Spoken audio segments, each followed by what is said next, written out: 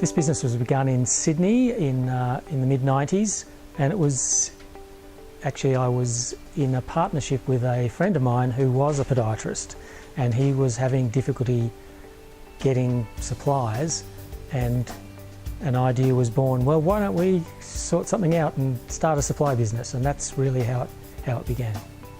DBS moved up to the Northern Rivers in 2001, and we set up in a warehouse in the Arts and Industrial Estate, and it was almost too much space for us to even comprehend, but it didn't take long for us to fill the space and move to a bigger place, which is where we are now.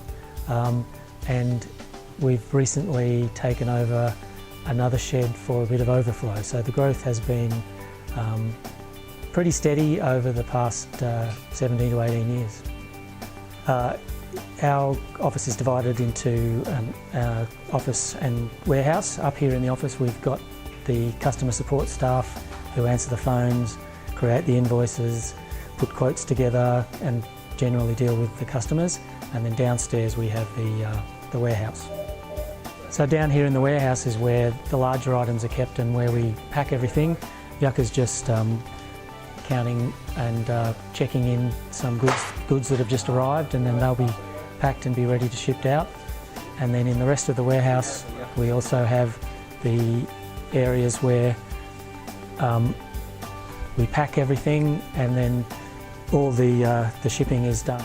It's funny because when we started, all of our staff lived close by, and now everyone's kind of stretched out from the Gold Coast to Lismore to Alstonville because they've grown up with the business and married and got kids and got houses.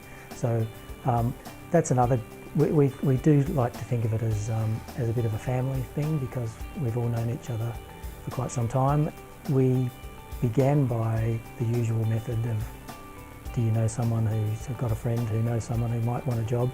And so we did end up employing a couple of people that way in the beginning, but eventually you get to the stage where you need to be able to rely on someone who can give you a bit of a breakdown of what's out there, and then instead of just putting an ad in the paper and then having to deal with tyre kickers or anyone that's not really suitable for the job, we found that ETC have been able to vet the staff to our requirements, and we just say we need a warehouse person or we're looking for a new office person, and we've had a choice of candidates who we've interviewed and obviously employed a number of them.